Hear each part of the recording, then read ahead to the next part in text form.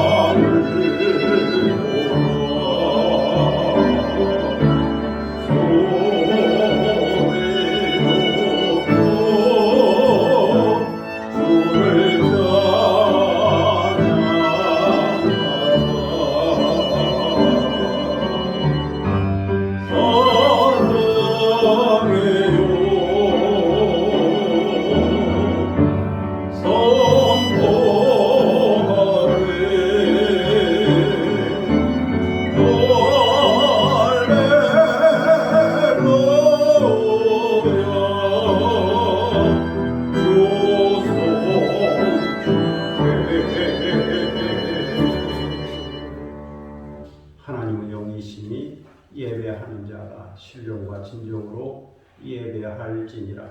아멘.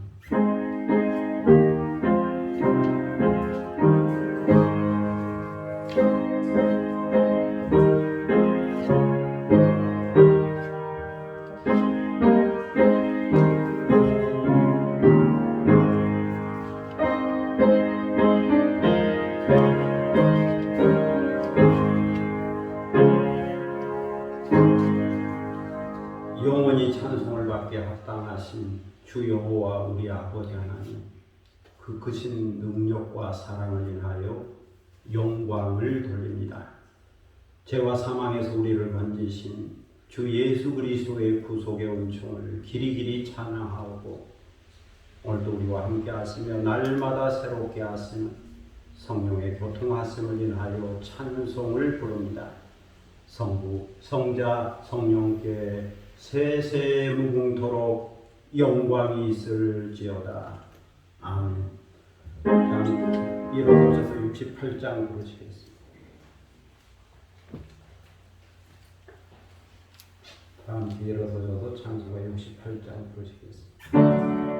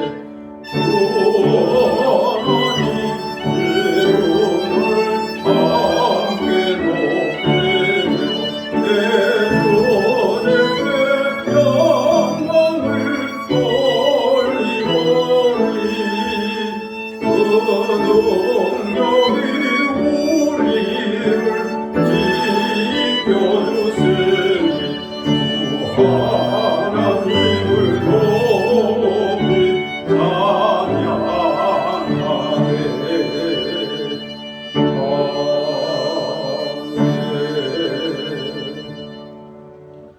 다 함께 경배한 마음으로 참여 기도를 하나님께 드리겠습니다. 은혜의 하나님, 구원의 하나님, 용서의 하나님, 주님의 그 거룩한 사랑을 믿고 저희들이 다시 성령의 이끌림을 받아 주님 앞에 나왔습니다. 여기까지 인도하시고 보호하시고 지켜주신 주님의 은혜를 생각하며 진심으로 감사를 드립니다.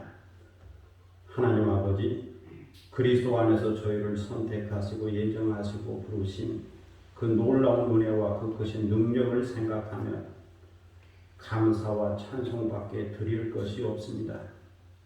그러나 저희들은 보혜사 성령의 인도와 진리의 스승이신 성령의 가르침을 받았지만 그 놀라운 은혜와 그 크신 능력의 비밀을 다 알지 못하고 다 깨닫지 못하여 저희 소견에 옳은 대로 행했습니다. 그래서 감사를 잃었고 기쁨을 잃었으며 그 은혜에 응답하며 살지 못했습니다. 그리스도에게까지 자라야 한다는 것을 알면서도 때로는 목표를 잃어버렸고 방향을 잃어버렸고 주님을 아는 지식과 믿음으로 충만하지 못했습니다.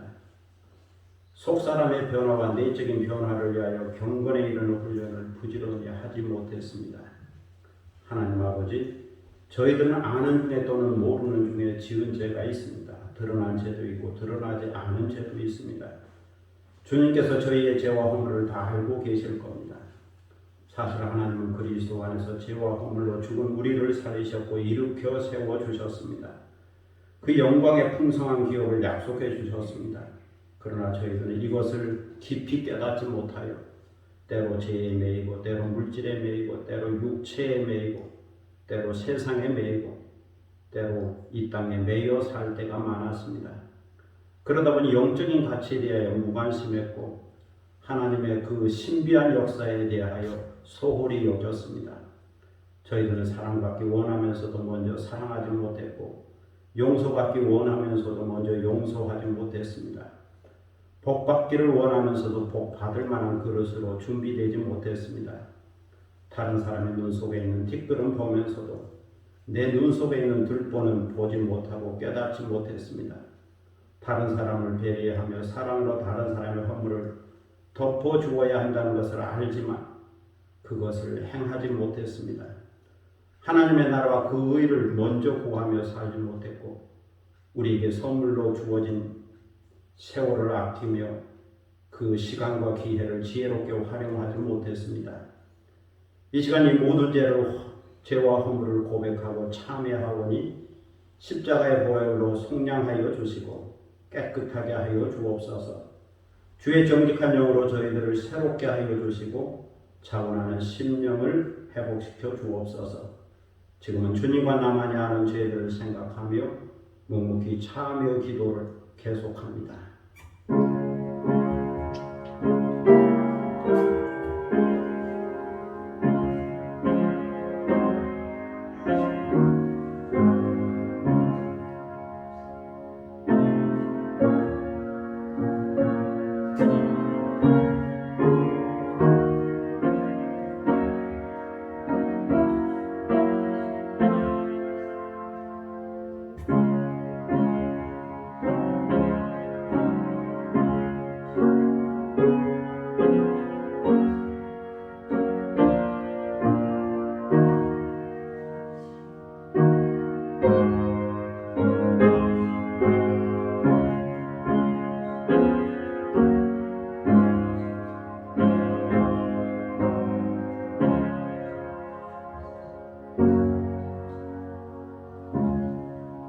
만일 우리가 우리 죄를 자백하면 저는 미쁘시고 의로우사 우리 죄를 사하시며 모든 불의에서 우리를 깨끗하게 하실 것이요 그러므로 이제 그리스도 예수 안에 있는 자에게는 결코 정죄함이 없느니라.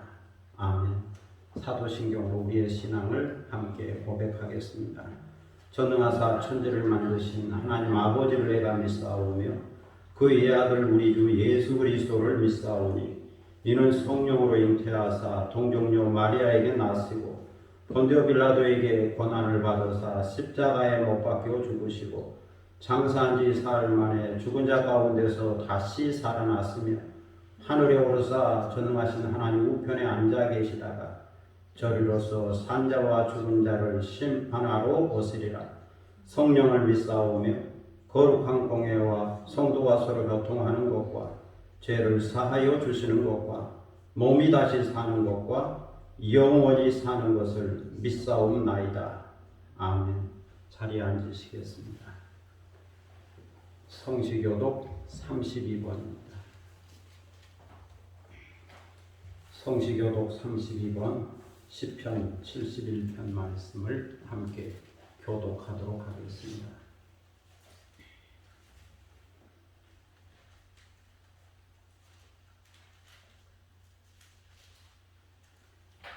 여호와여 내가 주께 피하오니 내가 영원히 수치를 당하게 하지 마소서. 주의 의로 나를 건지시며 나를 도와주시며 나의 귀를 내게 기울이사 나를 구원하소서.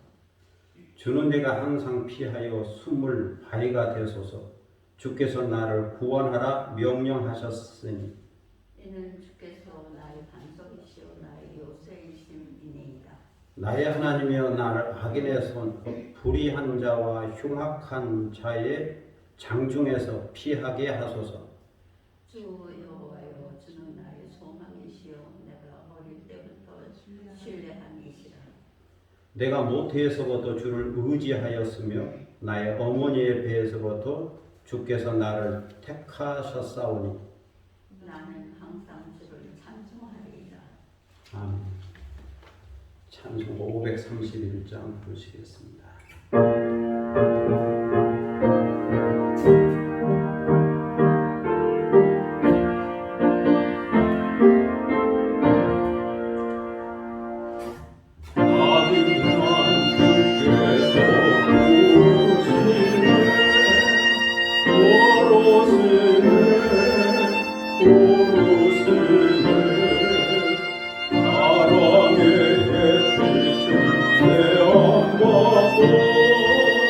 저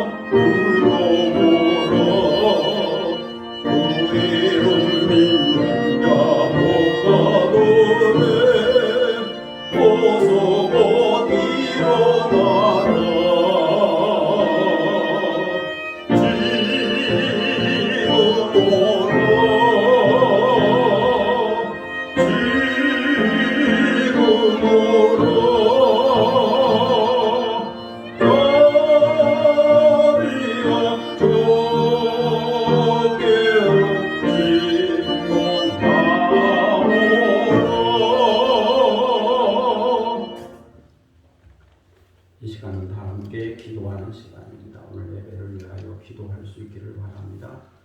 경건한 마음으로 예배드리고 또 신령과 진정으로 예배드리고 마음과 뜻과 정성을 다하여 드리는 예배 가운데 주의 임재와 성령의 임재와 또 성령의 충만함을 받는 시간 되기를 위하여 말씀을 듣고 깨닫고 은혜 받는 시간 되기를 위하여 그리고 내적인 변화를 경험하는 시간 되기를 위하여 예배하는 중에 말씀을 듣고 기도하고 또 찬송 부르는 중에 문제가 해결되고 치유와 구원의 놀라운 은총을 경험한 시간 되기를 위하여 기도할 수 있기를 바랍니다. 교회와 나라와 민족과 선교를 위해서 중보기도 하시고 또 개인적인 기도 제목이 있을 겁니다. 가정과 자녀들과 일터와 산업과 기업과 또 새로운 계획과 비전을 놓고 하나님께서 이루어 주시기를 응답해 주시기를 위하여 기도하는 시간을 갖도록 하겠습니다. 자기 목소리가 자기 귀에 들릴 정도로 조용히 소리내어 함께 기도하겠습니다. 놀라고 크신 아버지 하나님 은혜를 감사합니다. 지극히도 크신 아버지 하나님 주님의 이름을 부르며 예배하게 하시오니 감사를 드립니다. 이 시간 마음과 뜻과 정성과 예배합니다. 신령과 진정으로 예배드립니다. 경건한 마음으로 예배드립니다. 우리 예배를 받으시고 분명하여 주시고 대저물이 바다를 덮음같이 여호와의 영광이 대저 구름이 산을 덮음같이 여호와의 영광이 이 성소에 가득하게 하시고 그 영광을 바라보고 경험하는 시간 되도록 인도하여 주옵소서. 주의 성령을 부어주셔서 성령으로 충만하게 하시고 성령의 은사와 성령의 열매를 인하여 내적인 충만, 외적인 충만을 경험하게 하여 주시고 성령을 따라 행할 수 있는 저희들이 되게 하여 주옵소서. 저희의 속사람을 주의 능력으로 더욱더 강력하게 하여 주셔서 우리 주님 예수 그리스도를 본받아 살게 하시고 내적인 변화와 성품의 변화와 인격의 변화를 경험할 수 있도록 인도하여 주옵소서. 저희 가운데 믿음의 역사와 사랑의 수고와 소망의 인내가 있게 하여 주시고 주님 오시는 그날까지 우리가 주님 앞으로 가는 그날까지 이 믿음, 소망, 사랑을 붙잡고 나아가게 하시고 견고한 터 위에 세워지는 충성된 믿음의 사람이 되도록 인도하여 주옵소서. 아버지 하나님 오늘도 이 교회를 기억하여 주셔서 반석에 세워진 교회, 음부의 권세가 이기지 못한 교회, 천국의 열쇠를 간직한 교회, 주의 복음의 비밀을 간직한 교회 되게 하시고 주의 능력과 치유와 이적과 사랑이 나타나는 교회가 되게 하시고 주의 놀라운 지혜와 경륜이 이끌어가는 교회가 되도록 인도하여 주옵소서. 세상을 향하여 복음을 전하게 하시고 선교하게 하시고 하나님의 살아계심과 거룩하심을 드러내고 나타낼 수 있도록 인도하여 주옵소서. 우리의 자존감을 주께서 기억하여 주셔서 주님에게 속한 지체 의식을 갖고 살게 하여 주시고 좀 더 성숙한 자존감을 가지고 그리스도의 형상에 이르기까지 자랄 수 있도록 인도하여 주옵소서.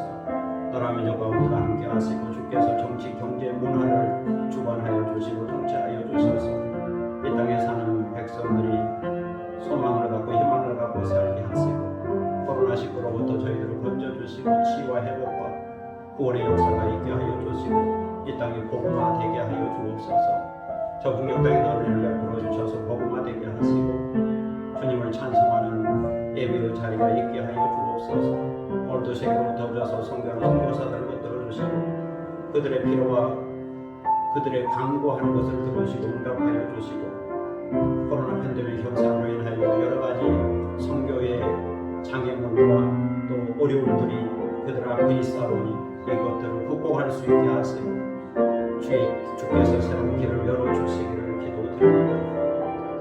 타문화권이 복음화되게 하시고 공산권이 주께로 돌아오게 하시고 불교권이 회교권이 주께로 돌아오는 역사가 있게 하여 주옵소서. 미전도 종족이 복음화되도록 역사하여 주옵소서. 세계 도처의 기근과 지진과 테러와 전쟁의 소문이 있습니다. 그 땅에서 고통당한 자들을 불쌍히 여겨주시고 그들에게도 내일의 소망이 있을 수 있도록 은혜와 공유를 베풀어 주시고 가난한 자에게 복음이 전파되며 아파하고 고통한 자들에게 선교의 문이 열리도록 역사하여 주옵소서. 미얀마의 민주화 운동 가운데 주여 은혜를 베풀어 주셔서 그 땅이 변화되게 하시고, 또 인도는 코로나로 인하여 하루에 4,000명이 죽어가는 그 아픔 속에 있사오니 그 땅을 치유하여 주시고 그들의 눈물을 닦아주시기를 기도드립니다. 아버지 하나님, 오늘도 굉장히 기도 제목을 가지고 나왔습니다. 우리의 가정과 또 우리의 자녀들을 위하여 기도하오니 복 있는 가정이 되게 하시고, 평안한 가정이 되게 하시고, 행복한 가정이 되게 하시고, 건강한 가정이 되게 하시고, 찾아서 주 예수 그리스도를 믿는 믿음의 명문가를 이루게 하시고, 축복을 유통하는 가정이 되도록 인도하시고, 오직 믿음으로 사는 가정이 되게 하여 주옵소서. 우리에게 주어진 일들과 일터와 사랑과 기억하는 모든 일들을 주께서 기억하시고 성령의 기름을 부어주셔서 하나님마다 잘 되게 하시고 형통하게 하시고 번영 있게 하시고 우리의 담을 뛰어넘고 지경을 뛰어넘을 수 있도록 인도하여 주시고, 주의 놀라운 지혜와 경륜과 섭리 가운데 진행되도록 인도하여 주옵소서. 때로는 물질을 붙여주시고 환경과 기회와 여건을 붙여주시고 또 사람을 붙여주셔서 사람을 통하여 하나님의 놀라운 섭리적 만남이 이루어지게 하시고 저희가 큰 은혜를 경험하도록 인도하여 주옵소서. 저에게 건강을 주시되 영적으로 건강하게 하시고 또 정신적으로 건강하게 하시고 육체적으로도 건강하게 하시고 언제나 전인적 건강, 통전적 건강을 유지하게 하시고 건강함으로 일하고 건강함으로 섬기고 건강함으로 사랑하고 건강함으로 하나님께 영광을 돌리는 삶이 되고 또 다른 사람에게도 유익과 덕을 끼치며 살 수 있도록 선한 영향력을 행사할 수 있도록 인도하여 주옵소서. 좋으신 아버지 하나님 은혜를 감사합니다. 오늘도 간구하오니 우리의 기도하는 것을 들으시고 하늘 문을 열어 저에게 복을 내리시고 응답하시고 또 주님의 때에 주님의 방법으로 모든 것이 합력하여 선을 이루도록 역사하여 주옵소서. 이 시간 저희들은 하나님의 말씀 앞에 있습니다. 말씀하여 주옵소서. 저희가 듣기를 원합니다. 깨닫기를 원합니다. 결단하기를 원합니다. 변화되기를 원합니다. 주의 성령의 능력으로 함께하여 주시고 저희의 심령과 속사람과 마음을 변화시켜 주시고 주님께서 기뻐하는 삶으로 기뻐하는 모습으로 그리스도의 형상으로 변화되도록 인도하여 주옵소서. 이 시간을 주님께 의탁하오며 예수 그리스도의 이름으로 기도드립니다. 아멘.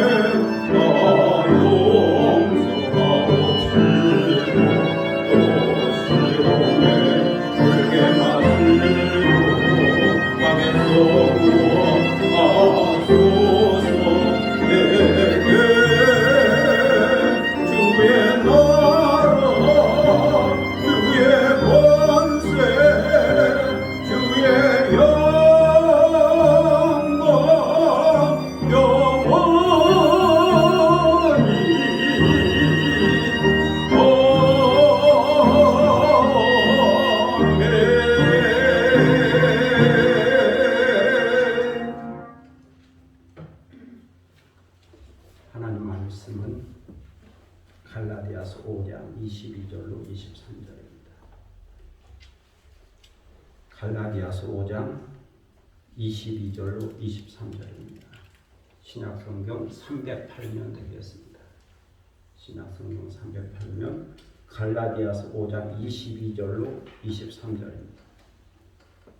이 계시의 말씀을 받들어 읽을 때에 살아계시는 하나님의 음성을 듣는 시간이 되시기를 바랍니다. 오직 성령의 열매는 사랑과 희락과 화평과 오래 참음과 자비와 양성과 충성과 온유와 절제니 이 같은 것을 금지할 법이 없느니라. 아멘. 찬양하겠습니다. 참 예수 364단 한번 부르고 또 간주하고 한 번 더 부르겠습니다.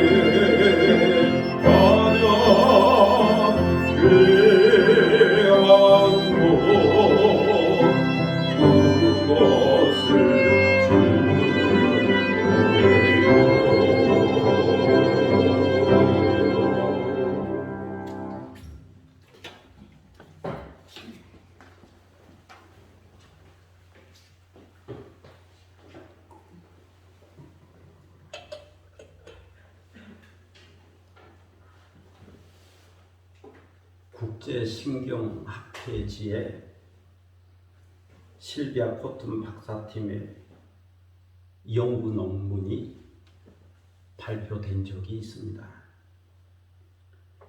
이 연구팀은 병원에서 입원 치료를 받고 있는 뇌졸중 환자를 대상으로 조사를 했습니다. 그 조사 결과가 이렇게 나왔습니다. 환자들의 상당수가 뇌졸중 발생 2시간 전에 크게 화를 냈다. 2시간 전에 크게 화를 내고 뇌졸중이 발생했다 하는 겁니다. 화가 뇌졸중에 미치는 영향, 그걸 밝혀낸 겁니다. 그래서 화는 마치 뇌에 독약을 붓는 것과 같다라고 말합니다. 뇌에 독약을 붓는다. 죽는 겁니다. 크게 화를 낸 것이 원인이 되어 뇌에 핏줄이 막히거나 터지거나 결국 식물인간이 되는 겁니다. 화내면 건강을 해친다. 그것을 이야기하고 있습니다. 다음으로 화를 내면 내 외에도 결정적으로 나빠지는 장기가 하나 더 있는데 그것은 바로 심장이라고 그럽니다. 화를 내면 심장이 크게 놀라게 됩니다. 화가 나면 심장부터 두근거리게 됩니다. 그 결과 그것을 견디지 못하고 심장병에 걸려버립니다. 펌프질을 잘해야 됩니다. 멈추어 버리는 것. 실제로 미국 존스 홉킨스 대학 연구팀이 성인 1,000명을 대상으로 조사한 결과 자주 화를 내면 그렇지 않은 사람보다 심장마비에 걸릴 확률이 5배가 높다라고 말했습니다. 심장마비, 심장병에 걸릴 확률이 5배나 높다. 이처럼 화를 다스리지 못하고 마음을 다스리지 못하면 건강을 해칩니다. 뇌졸중에 걸립니다. 심장병에 걸립니다. 그리고 인간관계를 해칩니다. 사람들이 떠나가죠. 화를 내는데 뭐 같이 있겠습니까? 떠나는 거예요. 사람들이 멀어져 가는 거죠. 사람들이 가까이 오지 않는 거죠. 결국 인간관계가 단절되는 겁니다. 결국 외로움과 고독 속에 살 수밖에 없습니다. 하나님께서 사람을 만드실 때 하나님의 형상으로 만드셨습니다. 하나님의 형상을 닮은 사람으로 만드신 거죠. 갈라디아서 4장 19절에도 보면 사도 바울은 너희 속에 그리스도의 형상을 이루기까지 라는 표현을 쓰면서 형상의 중요성을 말씀한 바가 있습니다. 형상에 대해서는 자주 설교하지만 또 이야기합니다. 형상이란 이미지입니다. 본질이 같은 겁니다. 하나님과 같은 본질, 같은 속성, 특성이 있다는 겁니다. 보통 그것을 4가지로 말합니다. 첫째는 거룩함입니다. 죄와 구별되는 거룩함. 그래서 하나님 편으로 구별되는 거죠. 하나님 편으로 구별되는 것. 그것을 거룩함이라고 말합니다. 형상 속에는 거룩함이 담겨져 있습니다. 둘째는 지혜입니다. 지식은 과거에 관한 것이고 지혜는 미래에 관한 거죠. 머리가 좋으면 과거의 지식을 머릿속에 많이 저장할 수 있으니까 유익하겠죠. 과거에 관한 것. 그러나 지혜는 미래에 관한 것. 아직 경험하지 않은 것에 관한 것. 그래서 지혜가 있으면 미래를 생각하게 되고 미래의 지향적 의식을 갖게 됩니다. 그리고 영원한 세계, 영혼을 사모하는 마음을 갖게 되죠.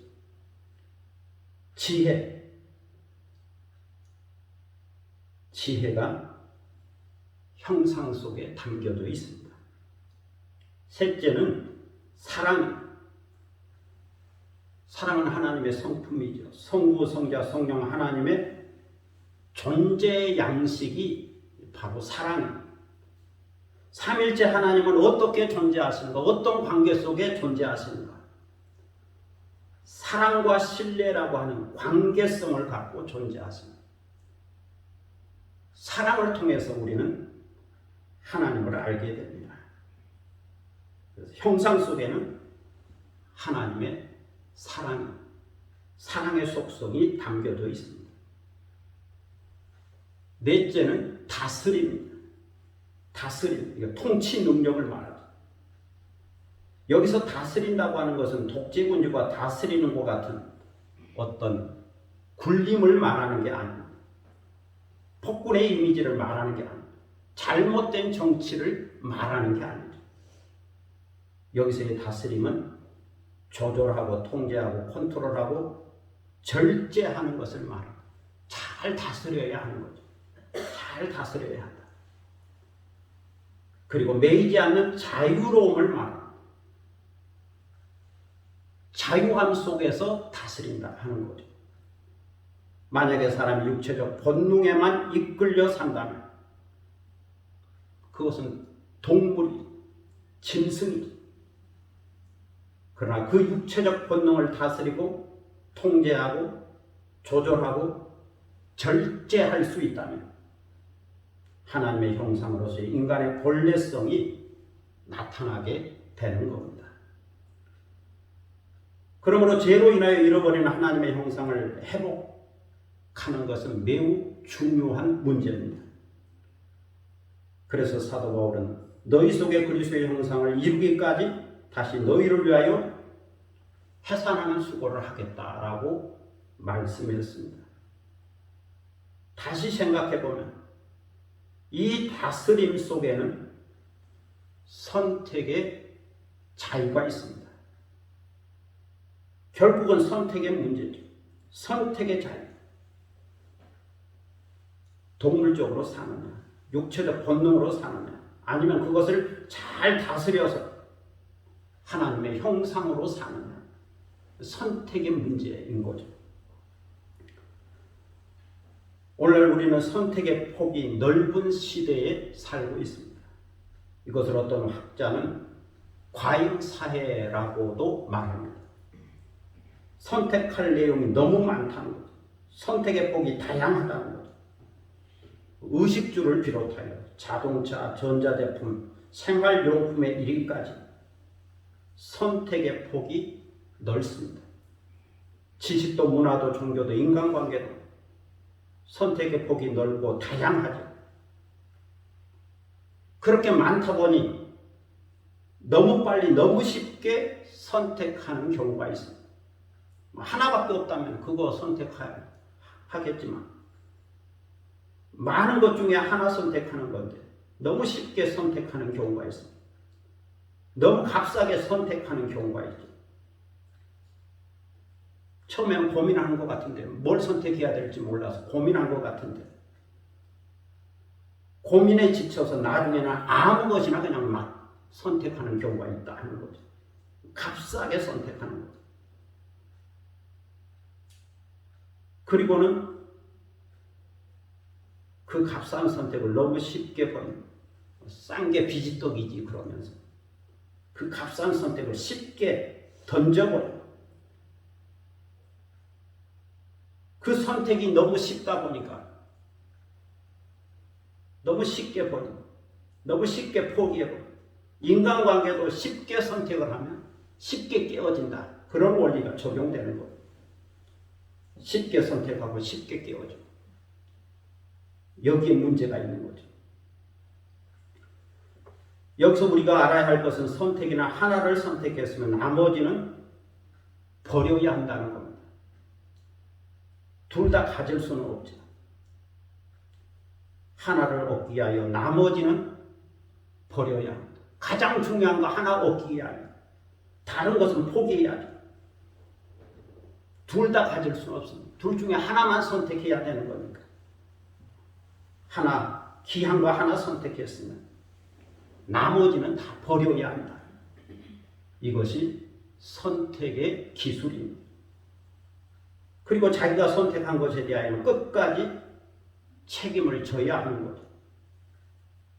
바로 이것이 자유를 얻은 인간의 특권입니다. 그래서 인간은 선택하고 책임질 수 있기에 고귀한 것이고 아름다운 거죠. 선택할 수도 없고 책임질 수도 없다면 그 인간이기를 포기한 거죠. 인간은 선택하고 책임질 수 있기에 고귀한 것이고 위대한 것이고 아름다운 겁니다. 우리가 아는 대로 동물은 선택의 능력이 없죠. 노예는 선택의 자유가 없죠. 참 인간, 자유하는 인간에게만 선택의 능력도 있고 자유도 있고 기회도 있습니다. 자유하는 인간만이 선택할 수가 있습니다. 선택의 여지가 있는 것, 선택의 희망과 가능성이 있습니다. 이것을 생각할 때 선택의 기회, 선택의 능력, 선택의 지식, 선택의 자유, 선택의 책임은 귀한 겁니다. 여기에 인간의 존엄성이 있는 거죠. 인간의 존엄성이 다른 데 있는 게 아니고 이 선택의 자유와 책임 가운데 인간의 고귀한 존엄성이 있는 겁니다. 사도 바울의 말씀에 의하면 예수 그리스도께서 우리를 자유롭게 하려고 자유를 주셨습니다. 그러므로 이 자유로 부르심을 받고 믿음으로 응답한 자유인에게는 선택의 자유가 주어졌습니다. 그래서 성령으로 믿음을 따라 의의 소망을 기다리는 자유인은 사랑으로서 역사하는 믿음을 선택하게 됩니다. 사랑으로서 섬기는 자유를 선택하게 됩니다. 성령을 따라 행하는 것을 선택하게 됩니다. 성령의 인도하심을 선택하게 됩니다. 이렇게 선택의 자유에 의해서 성령을 선택했다면 이제는 종의 멍에는 버려야 합니다. 할례와 율법의 멍에는 버려야, 육체의 욕심은 버려야, 육체의 소욕은 버려야, 육체의 일은 버려야. 지난 시간에 들은 바와 같이 육체의 욕심, 육체의 소욕, 육체의 일은 음행과 더러운 것과 호색, 우상 숭배와 주술, 원수 맺는 것과 분쟁과 시기하고 화내는 것과 당짓는 것과 분열함과 이단과 투기와 술 취함과 방탕함, 이런 내용들입니다. 이것은 버려야, 성령을 선택했으니까, 가장 귀한 것을 선택했으니까 나머지는 버려야 합니다. 성령에 대해서만 책임을 져야 돼요. 다른 것은 버리고 매이지 말아야. 그리하면 성령의 열매를 맺는다고 오늘 성경은 가르쳐주고 있습니다. 성령을 선택하는, 성령의 인도를 받으면 성령의 열매를 맺는다. 육체의 소욕, 육체의 일, 육체의 욕심은 다 버리고 청산을 했으니까 성령의 열매를 맺는다는 겁니다. 여기서의 열매는 상징적인 표현이죠. 비유적인 표현이죠. 마음이요 성품이요 인격이라 말할 수 있습니다. 마음, 성품, 인격, 이걸 열매라는 표현, 상징적으로 표현하고 있는 거죠. 또 다르게 이야기하면 하나님의 형상이요 그리스도의 형상이라고도 말할 수 있습니다. 그래서 성령의 열매는 마음이요 성품이요 인격이다. 이런 마음 가져야 한다. 이런 성품 가져야 한다. 이런 인격 가져야 한다 하는 거죠. 성령을 선택하면 성령의 열매를 맺는다. 그래서 사도 바울은 그 성령의 열매를 9가지로 소개해 주고 있습니다. 그것은 사랑과 희락과 화평, 오래 참음과 자비와 양선, 충성과 온유와 절제, 9가지입니다. 그러면서 이 같은 것을 금지할 법이 없다. 금지할 법이 없다. 가장 귀한 것이다 라고 말씀해 주고 있습니다.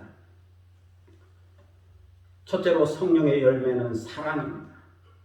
이 사랑은 성령의 열매이면서 동시에 성령의 은사이기도 하죠. 이것은 하나님의 사랑을 말합니다. 아가페 사랑이죠. 그래서 요한일서 4장 16절에 보면 하나님은 사랑이시라고 말합니다. 하나님은 아가페다. 하나님은 아가페다. 이 아가페, 이 사랑이 하나님의 성품이요, 하나님의 마음이요, 하나님의 인격이다. 또한 마태복음 22장 37절로 39절에 보면 하나님을 사랑하고 이웃을 사랑하라고 명령하고 있습니다. 이것이 가장 큰 계명이요 대강령이라고 말하고 있습니다. 사랑. 사랑으로서 역사하는 믿음, 또 사랑으로 섬기는 자유, 계속 사랑을 이야기하고 있는데 그 사랑이 하나님의 마음, 하나님의 성품, 하나님의 형상이라는 겁니다.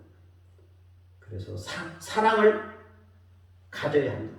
성령을 선택하는 사랑의 마음을 얻게 된다는 겁니다. 둘째로 성령의 열매는 휘락입니다. 여기서 말하는 휘락은 기쁨입니다. 기쁨. 이것은 어떤 환경이나 조건을 초월해서 영혼의 깊은 곳에서 샘물처럼 솟아오르는 기쁨입니다. 주님이 주시는 기쁨.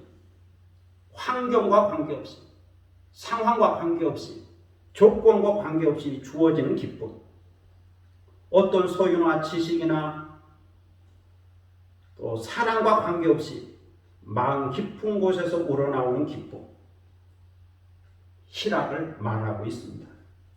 성령께서 우리 마음을 사로잡으면 이처럼 희락의 열매, 기쁨의 열매가 나타나게 된다는 거죠.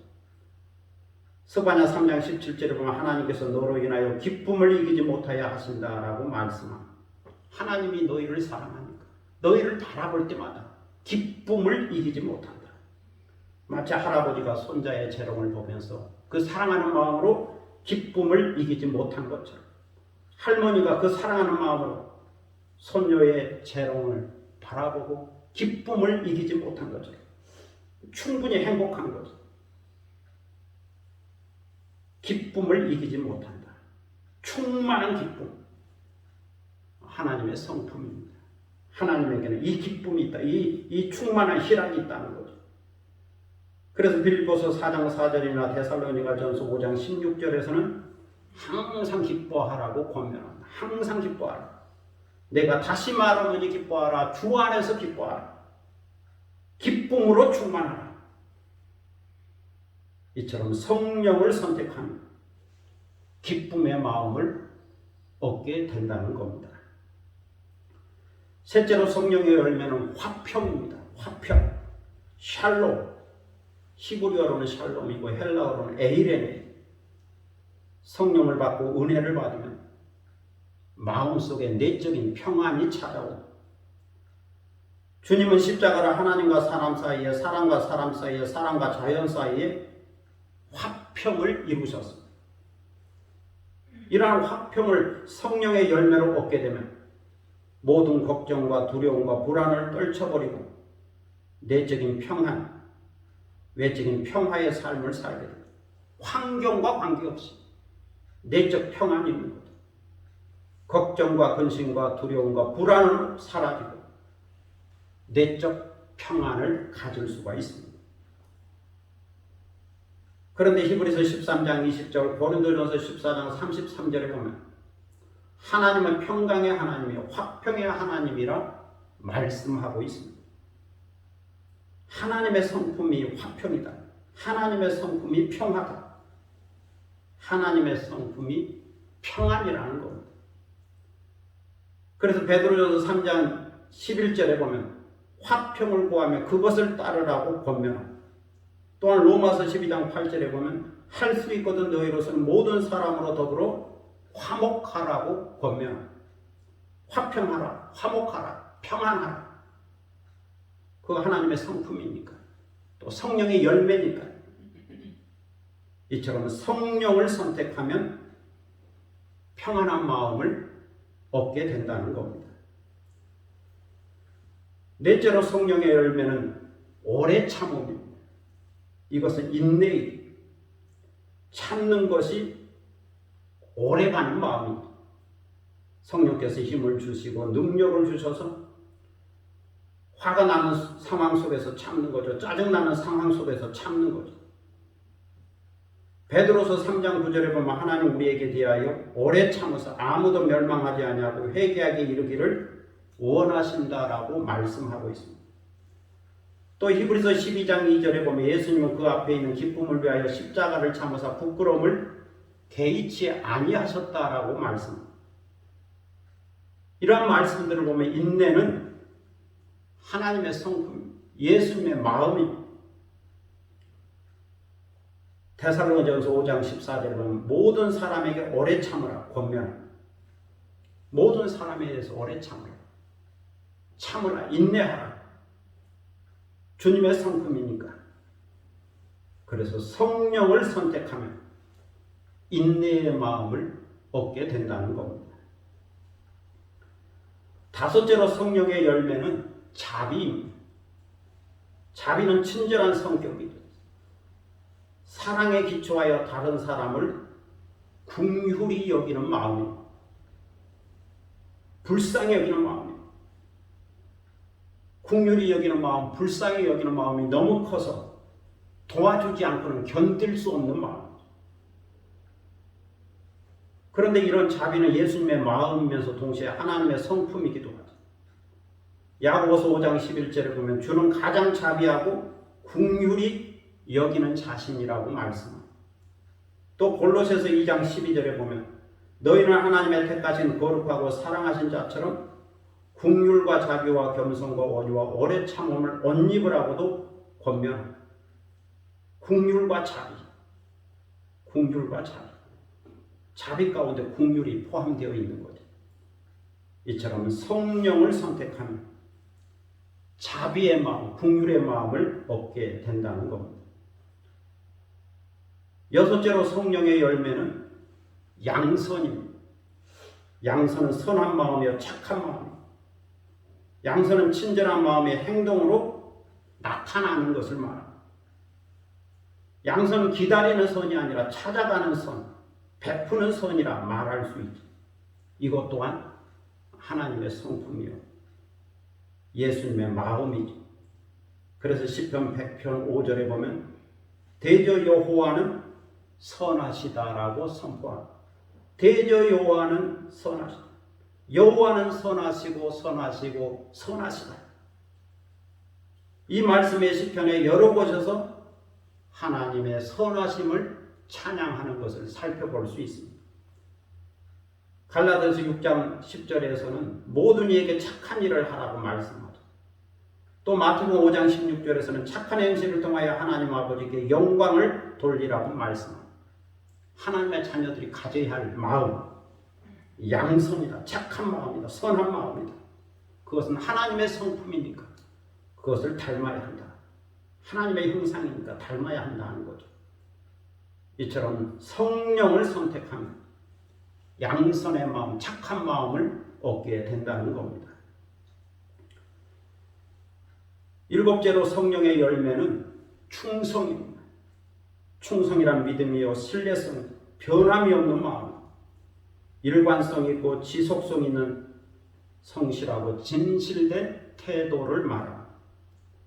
예레미야 예가 3장 22절로 23절에 보면 여호와의 자비와 긍휼이 무궁하심으로 우리가 진멸되지 아니함이니 이것이 아침마다 새로우니 주의 성실이 크도소이다 라고 말씀합니다. 주의 성실이 크다. 성실, 다른 말로 충성스러운 성품을 말합니다. 성실하니까 신뢰할 만하다 하는 거죠. 믿을 수 있다 하는 거죠. 그것이 충성입니다. 히브리서 13장 8절에 보면 예수 그리스도는 어제나 오늘나 영원토록 동일하시다고 말씀합니다. 또 요한계시록 3장 14절에 보면 예수님을 가리켜서 아멘이시여 충성되고 참된 증인이시라고 말씀합니다. 이러한 표현들 참고해보면 예수님 안에 충성의 성품이 있는 겁니다. 동일하신 성품, 변함이 없는 성품, 믿을 만한 성품, 배반하지 않는 성품. 그것이 충성입니다. 끝까지 함께하는 것. 끝까지 함께하는 것. 끝까지 함께 가는 것. 그것이 충성입니다. 요한계시록 2장 10절에 보면 내가 죽도록 충성하라 그리하면 내가 생명의 멸류관을 내게 주리라.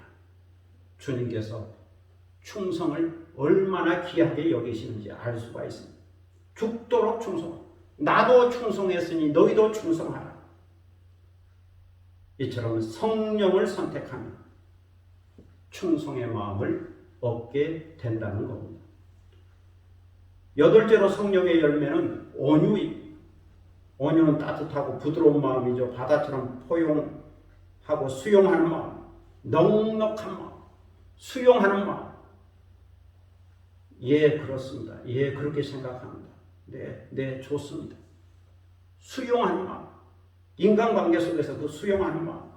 또 주님의 말씀을 들을 때, 네, 그렇습니다. 그렇게 생각합니다. 그렇게 하겠습니다.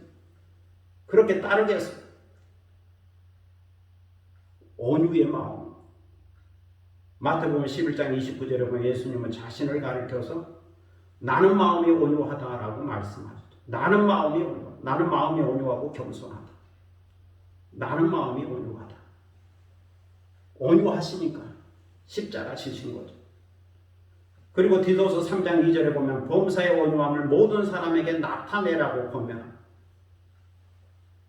하나님의 자녀는 온유한 사람이 되어야 한다.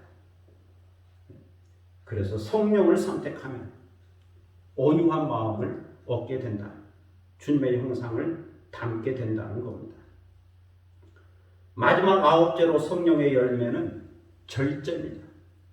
절제란 셀프 컨트롤이죠. 자기를 다스리고 통제하고 절제하는 것. 내 욕심, 내 성격, 내 게으름, 내 명예심, 내 교만, 내 고집, 내 생활 습관, 이 모든 것을 성령의 능력으로 다스리고 통제하는 거죠. 하나님의 형상 속에 이 다스림의 속성이 있으니까 성령의 능력으로 다스리는 겁니다. 이렇게 다스리고 절제하는 것은 예수님의 마음이기도 하죠. 그래서 마가복음 14장 36절에 보면 예수님은 겟세마네 동산의 기도를 통해서 나의 원대로 마옵시고 아버지의 원대로 하옵소서. 내 마음을 다스리고 아버지의 원, 아버지의 뜻에 순종하게 되는 거예요. 여기에 절제가 있습니다. 여기에 다스림이 있습니다. 그렇게 예수님은 십자가를 지시게 된 겁니다. 이처럼 성령을 선택하면 절제의 마음을 얻게 된다는 겁니다. 그리스 신화에 의하면 옛날 키프로스의 한 조각가가 살았다고 그럽니다. 그 조각가의 이름은 피그말리온이었습니다. 조각가의 이름이 피그말리온. 그는 세상의 여자들에게 아름다움을 느끼지 못했고 아무 여자도 사랑할 수 없다라고 생각했습니다. 그래서 그는 자신이 사랑할 수 있을 만한 아름답고 사랑스러운 여인을 조각하기 시작했죠. 꽤 오랜 시간이 흐르게 되었고 마침내 아주 아름다운 조각품을 완성했습니다. 그런데 여인의 조각상이 보면 볼수록 너무나 아름다웠죠. 그래서 그는 이 조각상을 사랑했습니다. 그 조각상만을 바라보면서 하루하루를 보냈습니다. 행복했습니다. 그러던 어느 날 사랑의 아픔에 시달리던 피그말리온은 아프로디테 여신의 신전을 찾아가 자신의 사랑을 이루게 해달라고 부탁했습니다. 사랑했지만 그 조각품이니까 생명이 없으니까 한계를 느낀 거죠. 아픔을 느낀 거죠. 그래서 아프로디테 여신에게 자기의 소원을 말하게 된 겁니다. 사랑을 이루어 달라고. 그렇게 공허한 소원을 들고 집으로 돌아와 피그말리온은 슬픔에 젖어서 자신이 만든 조각을 꼭 끌어안았습니다. 이룰 수 없는 사랑을 안타까워하면서 눈물을 흘렸죠. 그런데 이상한 일이 일어났습니다. 항상 차가웠던 조각이 왠지 따뜻하게 느껴졌죠. 그는 너무 놀라 한 걸음 뒤로 물러섰습니다. 잠시 후에 다시 가까이 다가가서 그 조각상의 입술에 키스를 했습니다. 그러자 한 가닥 따스한 기운이 그 조각의 입술을 통해 온몸으로 스며들더니 체온이 느껴졌습니다. 피그말리오는 기쁨에 넘쳐 그 여인상을 꼭 끌어안았고 잠시 후에는 심장의 고동소리가 그의 가슴에 느껴지기 시작했습니다. 그 후 피그말리오는 조각상이었던 여인과 결혼해서 행복하게 살았다는 이야기. 이것은 그리스 신화 이야기입니다. 이러한 신화의 근거에서 만들어낸 말이 피그말리온 효과, 피그말리온 효과. 조각가의 이름을 딴 거죠. 피그말리온 효과. 무언가를 간절히 바라면 결국 그 소망은 이루어진다. 꿈은 이루어진다. 이것을 두고 하는 말이죠. 꿈은 이루어진다. 간절히 바라고 소망하면 이루어진다. 피그말리온 효과라고 그럽니다. 그래서 심리학에서는 칭찬하면 칭찬할수록 더욱더 잘할 수 있기 때문에 이러한 칭찬이나 격려와 같은 동기부여를 피그말리온 효과라고 합니다. 심리학에서 사용해요. 또 교육학에서도 이것을 사용하면서 이것보다 더 좋은 교육 방법이 없다라고 말합니다. 예를 들어서 칭찬하고 격려하고 신뢰하고 인정하고 사랑하고 긍정하고 확신에 찬 믿음을 보여줄 때 모든 것이 긍정적으로 변하고 사람에게 좋은 영향을 미치게 된다는 겁니다. 이것은 하버드 대학교의 사회심리학과 로버트 로젠탈 교수가 샌프란시스코의 어느 초등학교 학생들을 대상으로 연구한 결과로 더욱 유명해져서 그의 이름을 따서 로젠탈 효과라고도 말하죠. 로젠탈 효과, 피그말리온 효과 또는 로젠탈 효과. 그래서 교사는 교실 안에 피그말리온이라고 그러죠. 교사는 교실 안에 피그말리온이다. 교사가 학생을 칭찬하면 칭찬할수록 학생은 학습 내용을 더 잘 해낼 수 있다. 만약에 교사가 학생의 단점이나 부정적인 측면을 바로잡겠다고 자꾸 지적하고 야단치고 벌을 주게 된다면 그 학생의 단점은 더욱 강화될 거다. 그러나 교사가 학생의 장점을 자극하여 인정하고 칭찬하고 격려하고 용기를 북돋아주고 동기부여를 해준다면 단점은 사라지고 장점은 더욱더 개발될 거다. 이것이 피그말리온 효과라고 말합니다. 어떤 교사냐? 이게 중요한 거죠. 어떤 교사냐? 교사의 중요성이 있습니다. 피그말리온 효과를 알고 가르치는 교사냐? 그렇지 않은 교사냐? 매우 중요한 문제입니다. 그래서 우리는 많은 스승을 경험하지만 인생을 살면서 많은 스승을 경험하지만 그 누군가 나에게 칭찬해 주었다면 그것이 오늘날 내가 존재할 수 있는 길이 열리게 된 거죠. 그래서 오늘 우리는 스승의 주일을 맞이하여 이와 같은 스승의 은혜를 생각하며 감사의 마음을 갖게 됩니다. 그런데 성령은 보혜사이면서 상담가요 또 스승이라고 말합니다. 진리를 가르쳐 주시는 스승이다. 그러므로 우리가 주님이 주신 자유로 스승이신 성령을 따라 행하면 육체의 소욕을 따르지 않게 됩니다. 성령이 우리의 마음을 자극하며 육체의 소욕을 버리게 됩니다. 성령의 열매를 맺으면 육체의 열매를 맺지 않게 됩니다. 이처럼 주님이 주신 자유로운 성령의 인도와 가르침을 선택하면 성령의 열매를 맺고 그리스도의 형상을 이루게 됩니다. 오늘도 이렇게 깨닫고 예수 그리스도 안에 있는 자유로 성령을 선택하고 또 성령의 인도를 받아서 성령의 열매를 맺고 사는 여러분이 되시기를 축복합니다. 기도하겠습니다. 사랑의 아버지 하나님 은혜를 감사합니다. 오늘 우리는 사도 바울을 통하여 성령의 9가지 열매에 관한 말씀을 듣습니다. 성령을 선택하며 주님이 주신 자유로 성령을 선택하며 성령의 열매를 맺는다. 성령의 인도를 받고 성령의 가르침을 받고 성령을 따라 행하며 성령의 열매를 맺는다. 이것은 주님의 형상이며 또 주님의 성품이며 주님의 인격이기도 합니다. 그리스도인은 이처럼 성령의 열매를 맺고 살아야 하고 자기를 다스릴 수 있어야 한다. 이렇게 가르쳐주고 있습니다. 이 귀한 말씀을 들었으니 이제 우리가 성령을 선택했으니 육체의 소욕은 벗어버리고 성령의 열매 가운데 사는 넉넉한 인격의 마음, 넉넉한 성품의 마음을 갖고 그리스도의 형상으로 변화된 삶을 살아갈 수 있도록 인도하여 주옵소서. 감사드리며 예수 그리스도의 이름으로 기도드립니다. 아멘. 찬송가 187장 부르시겠습니다.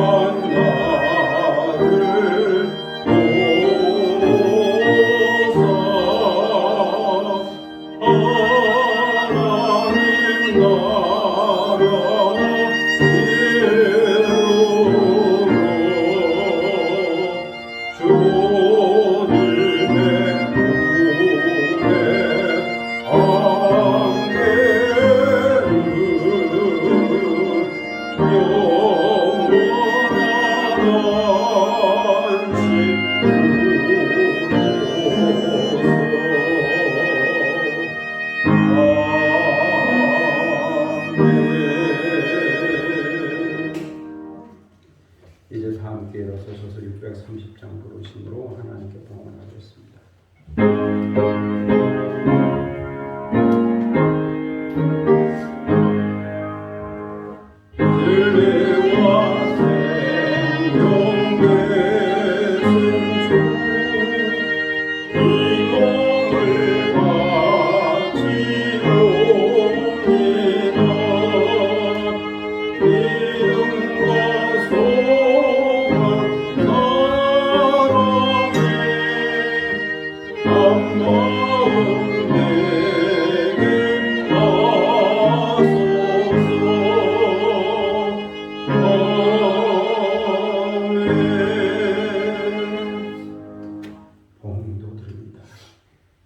만복의 근원 되신 아버지 하나님, 복 주셔마하고 약속한 성의를 맞이하여 주님 앞에 나왔습니다.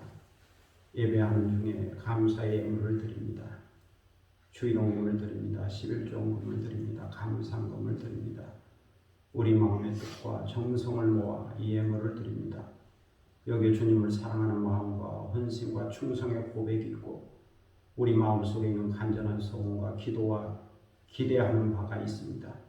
이 모든 것들을 모아 주께 제물로 삼아 이 예물을 드리오니 주께서 받으시고 흠양하여 주시면 주님 앞에 올려진 향기로운 예물이 되게 하여 주옵소서. 드리는 손길을 기억하셔서 하늘의 복과 땅의 복을 더하시고 언제나 영적으로 육적으로 부족함이 없이 넉넉하게 하시고 항상 성령 충만함으로 성령의 열매를 맺고 성령의 아름다운 성품과 마음과 인격을 갖고 살아가는 그리스도인 되게 하시고 이 모든 것을 통하여 하나님을 기쁘시게 하나님께 영광 돌리는 삶이 되게 하여 주옵소서. 감사드리며 예수 그리스도의 이름으로 공헌기도 드립니다. 아멘. 자리에 앉으시겠습니다. 교회 소식 시간인데 옆에 계신 분과 또 앞에 계신 분과 함께 인사를 나누시기를 바랍니다. 교회 오신 것으로 환영합니다. 감사합니다. 5월은 가정의 달이기도 하죠. 가정마다 주님의 은혜와 평안이 늘 함께 하시기를 바랍니다. 다음 주는 성령 강림 주일입니다.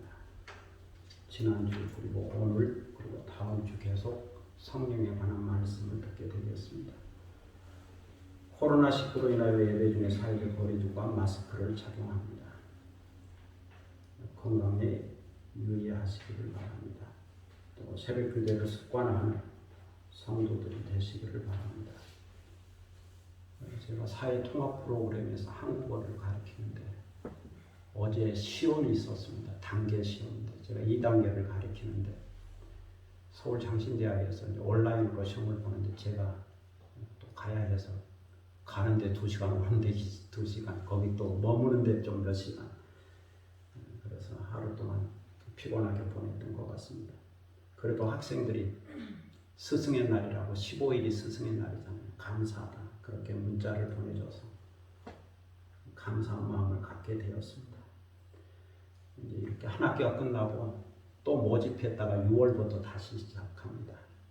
제가 사회통합 프로그램도 가르치고 또 인도네시아에서 서울 장신대에서 공부하는 그 박사과정 공부하는 그 교수님들이죠. 인도네시아 대학교에서 교수로 재직하고 있는 분들인데 그분들도 가르치고 있습니다. 다른 내용을 가르치는데 어쨌든 한국어를 가르치는 것도 쉽지 않고 또 배우는 것도 쉽지 않더라고요. 상당히 힘들어하는데 그런 과정 속에 있습니다. 스승의 날. 왜 15일이 스승의 날일까요? 하는 날이면 그 세종대왕의 탄신일이래요. 15일이. 그래서 15일을 스승의 날로 학교에서 그렇게 지키고 또 교회에서는 이제 셋째 주일을 스승의 주일로 지키는데 저희는 작기 때문에 그렇게 크게 지키지는 않고 그냥 그 날짜만 기억하는 것으로 그렇게 하고 넘어가겠습니다. 감사드리고 시 한 편 낭송하겠습니다.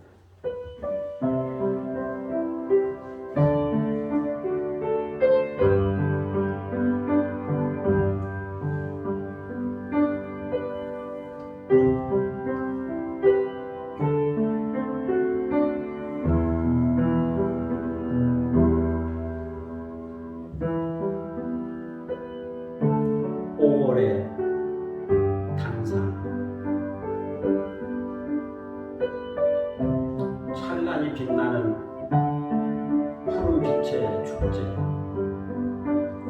새들의 하모니 꽃가루 뿌리며 사람을 속삭인다. 시원한 물줄기 거슬러 올라가는 물고기들의 여행 사랑이란 이름으로 토마토처럼 이곡한다. 무언가 흐르고 차오르고 샘솟는 것은 5월이 주는 소중한 선물이다.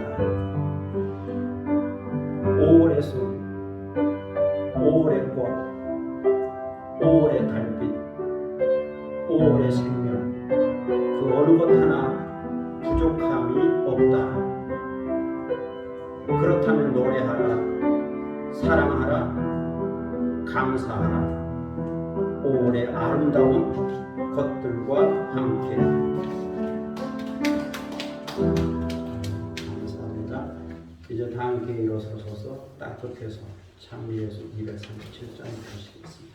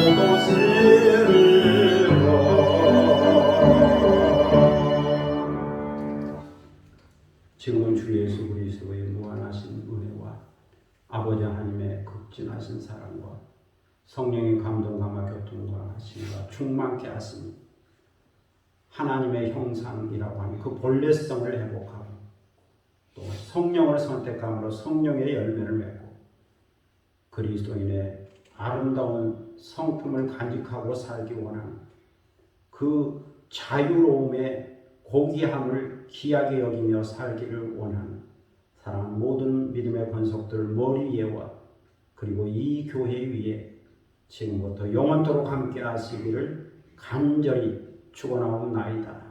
아멘.